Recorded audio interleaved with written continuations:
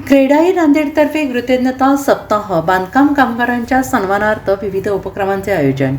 बांधकाम क्षेत्रात अहोरात्र कष्ट करणाऱ्या कामगारांच्या योगदानाचा गौरव करण्यासाठी आणि त्यांच्या कल्याणासाठी क्रेडाई महाराष्ट्र आणि क्रेडाई नांदेड यांच्या संयुक्त विद्यमाने कृतज्ञता सप्ताह साजरा केला जातो. आणि या उपक्रमाअंतर्गत 6व्या दिवशी अत्यंत महत्त्वाच्या अशा सुरक्षा जागरूकता आणि कामगार कल्याण योजना या विषयावर विशेष प्रशिक्षण शिबिराचं आयोजन करण्यात आलं आहे. श्रमिक सन्मान, आपले योगदान, आमचा अभिमान या प्रेरणादायी घोषवाक्याखाली आयोजित हा कार्यक्रम बांधकाम कामगारांचे समाजातील महत्त्व अधोरेखित करतो. या उपक्रमाचा मुख्य उद्देश कामगारांच्या सुरक्षेला सर्वोच्च प्राधान्य देणे आणि सरकारद्वारे राबवल्या जाणाऱ्या विविध कल्याणकारी योजनांची माहिती तळागाळातील कामगारांपर्यंत पोहोचवणे हा आहे. या शिबिरात बांधकाम साईटवर काम करताना घ्यावयाची सुरक्षा, काळजी, अपघातांपासून बचाव करण्याचे उपाय आणि वैयक्तिक संरक्षक उपकरणांचा योग्य वापर कसा करावा याचे प्रात्यक्षिकांसह प्रशिक्षण दिले जाणार आहे. त्याचबरोबर कामगारांच्या आरोग्य आणि सामाजिक सुरक्षेशी संबंधित सरकारी योजनांची सविस्तर माहिती देऊन त्यांना या योजनांचा लाभ कसा घेता येईल याचे मार्गदर्शन करण्यात येणार आहे. या विशेष उपक्रमाच्या यशस्वी आयोजनासाठी क्रेडाई नांदेडचे पदाधिकारी सक्रिय प्रयत्न करत आहेत आणि यामध्ये नागेंद्र अलीशेट्टी अध्यक्ष, परीश कसलीवाल उपाध्यक्ष, कमलेश बाचेवार उपाध्यक्ष, संजय कन्नलवार सचिव, नरहरी बाचेवार खजिनदार हे मार्गदर्शन करत असून क्रेडाईची संपूर्ण टीम या उपक्रमासाठी विशेष परिश्रम घेते आहे. बांधकाम कामगारांच्या कष्टाला सन्मान देणारा आणि त्यांच्या उज्ज्वल भविष्यासाठी सुरक्षिततेची कवचकुंडले देणारा हा उपक्रम नांदेडमधील बांधकाम क्षेत्रासाठी एक आदर्श उपक्रम ठरतो आहे. या उपक्रमास उपस्थित राहून माहिती घेण्याचे आवाहन टीम क्रेडाई नांदेडतर्फे करण्यात आले आहे.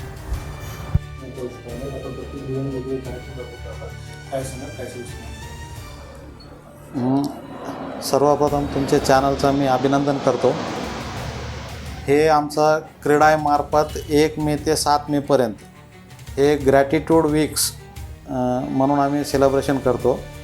सेलिब्रेशन ऑफ कन्स्ट्रक्शन लेबर्स म्हणजे जे आपले प्रत्येक आमचे बांधकाम व्यवसायामध्ये जे लेबर्स असतात त्या लेबरसाठी आम्ही हे सप्ताह 1 मे ते 7 मेपर्यंत आम्ही त्यांना हे सत्र घेतो. त्याच्यामध्ये आमचे विविध विषय असतात. पहिला आमचा विषय असते की हे लेबर लोकांना रजिस्ट्रेशन करून त्यांचं जे गव्हर्नमेंट स्कीम्समध्ये जे काय त्यांना फायदा होते ते आम्ही त्यांना त्या ड्राईव्हमध्ये सांगून त्यांना रजिस्ट्रेशन करून घेतो आणि त्याच्यामध्ये बरंच त्यांना फायदा होतात. जसे मुलांचे शिक्षणामध्ये फायदा होते, मग आम्ही त्यांना किट्स वाटप करतो, मग त्यांना लग्नामध्ये त्यांच्या मुलांसाठी गव्हर्नमेंट स्कीम देते लेबर्स वेलफेअर स्कीम्समधून. हे जे आहे आमचे क्रेडाई जे संस्था आहे आमची बिल्डर असोसिएशनचे क्रेडाई म्हणून, त्याच्यामध्ये जे आम्ही लेबर सेस म्हणून आम्ही जे गव्हर्नमेंटला जे पैसे भरतो तेच पैसे गव्हर्नमेंटने काय करते हे लेबर लोकांवर हे या स्कीमवर पूर्ण त्यांना खर्च करतात. मग असे आमचे प्रत्येक जे नांदेडमध्ये बांधकाम व्यावसायिक आहे त्या प्रत्येक साईटवर आम्ही वेगवेगळे सत्र घेऊन त्या लोकांना आम्ही मार्गदर्शन करतो. तर जसं आता पहिला BOCW रजिस्ट्रेशन ड्राईव्ह होता ते आम्ही इथं सतीश माहेश्वरीजीच्या साईटवर आम्ही ते ड्राईव्ह पार पडलो. मग दुसरा ड्राईव्ह होता आमचा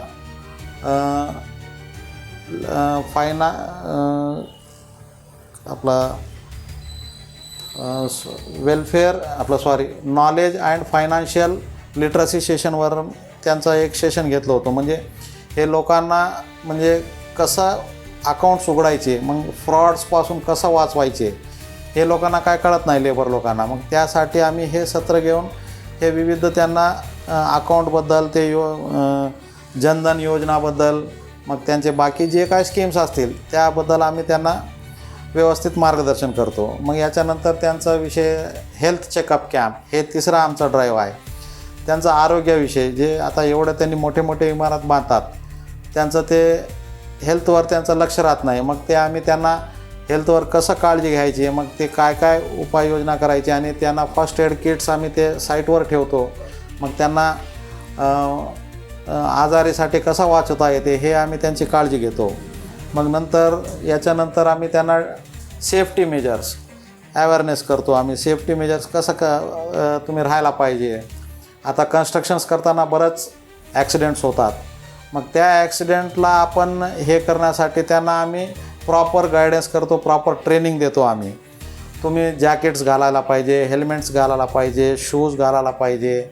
मग बाकी गोष्टी जे काय हँडग्लोव्ज असतात, हँडग्लोव्ज घालायला पाहिजे. आणि वरती जेव्हा काम करतात तेव्हा सेफ्टी मेजर्स म्हणून आम्ही त्याला नेट्स वगैरे लावायला लावतो. म्हणजे हे बऱ्याच गोष्टी त्यांना आम्ही ट्रेनिंग देतो की बाबा ॲक्सिडेंटपासून कसं वाचवता येईल यांना. मग याच्यानंतर आम्ही त्यांना सोशल आपले वेलफेअर स्कीम्स आहे आमचे काय, ते वेलफेअर स्कीम्समध्ये काय काय बेनिफिट्स होतात यांना, हे सगळे गोष्टी आम्ही प्रत्येक साईटवर असे 7 दिवसाचा आमचा सप्ताह आहे.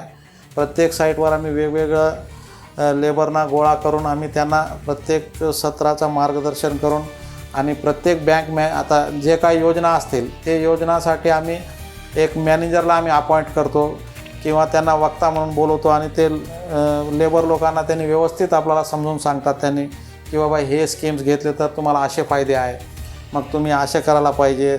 0 बॅलन्स अकाउंट आम्ही उघडून देतो तुम्हाला, असे त्यांनी मार्गदर्शन करतात. आणि हेल्थ चेकअप कॅम्पवरसुद्धा आम्ही प्रायव्हेट डॉक्टरला अपॉइंट्स करतो. त्यांना BP, शुगर वगैरे जे काय असतील, त्यांना बाकीचे आणखी आजार असतील ते सगळे आम्ही ते साईटवर त्यांना व्यवस्थित चेकअप करतो आम्ही.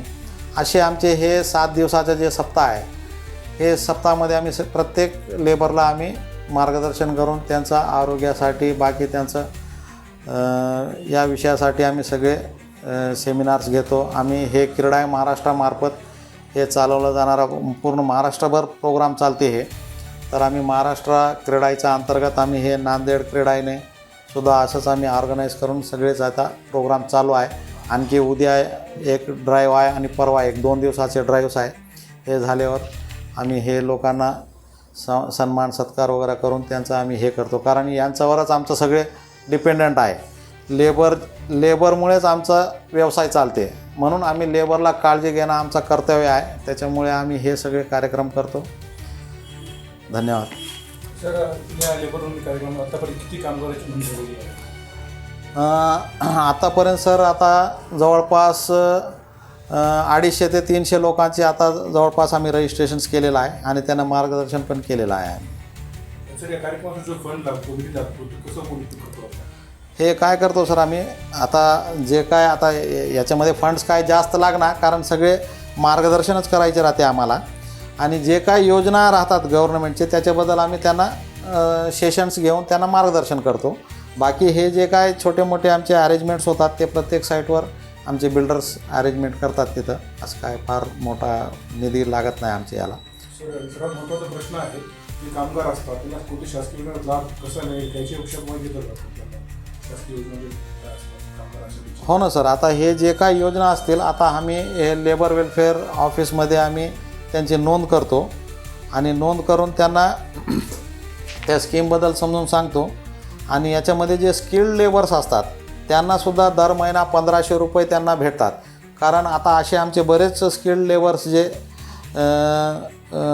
याच्याकडून आम्ही सिलेक्ट करून आम्ही क्रीडाई महाराष्ट्राला पाठवतो, मुंबई पुण्याला. तिथून समजा त्याच्यामध्ये कॉम्पिटिशन राहते लेबर लोकांची, त्याच्यामध्ये सुद्धा जे चांगले काम करतील त्याच्यामध्ये सुद्धा त्यांनी काय करतात, मग इंटरनॅशनल लेवलला पाठवतात त्यांना.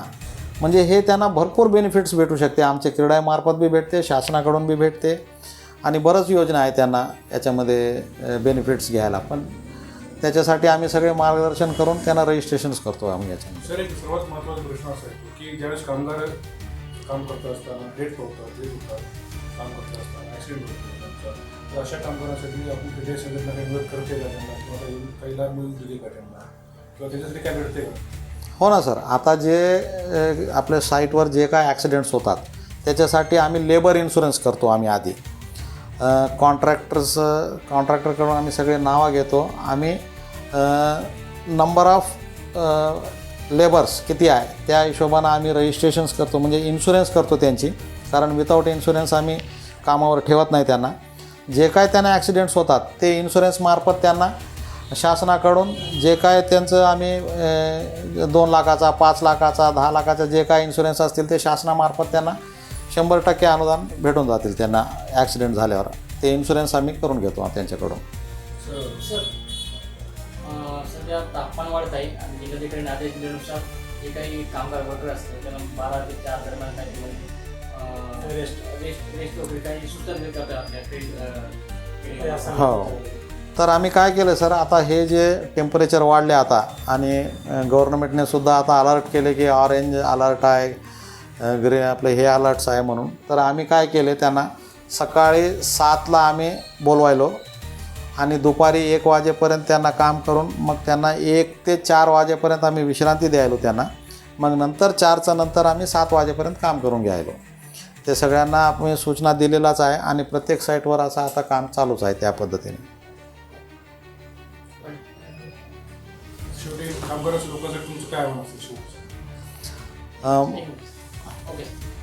माझा एवढंच म्हणणं आहे की जे काय कामगार असतील आपले महाराष्ट्रामध्ये जेवढे काय आपले प्रत्येक साईटवर जे कामं करायले लेबर्स आहे, त्याच्यासाठी माझं एवढंच म्हणणं आहे की जे काय गव्हर्नमेंटचे स्कीम्स आहे, वेलफेअर स्कीम्स म्हणा किंवा मग इन्शुरन्स स्कीम्स म्हणा, बाकीचे जे काय झिरो बॅलन्स अकाउंटचे स्कीम्स म्हणा, हे जे काय स्कीम्स गव्हर्नमेंटने लेबरांसाठी दिलेलं आहे, हे प्रत्येक लेबरांनी आपल्या साईटवर समजा त्यांना जर कळत नसेल तर तिथला कॉन्ट्रॅक्टरला किंवा तिथला ओनरला विचारून जरी आमचा मार्फत आले तर आम्ही 100% त्यांना कुठं यायची गरज नाही. आम्ही स्वतः इथं लेबर ऑफिसरला आम्ही बोलून त्यांच्या साईटवर आम्ही पाठवून ते सगळे फॉर्म्स वगैरे तिथं भरून त्यांचे योजनासाठी त्यांना मार्गदर्शन करून आम्ही त्यांना लाभ द्यायलो. एवढंच म्हणणं आहे माझं.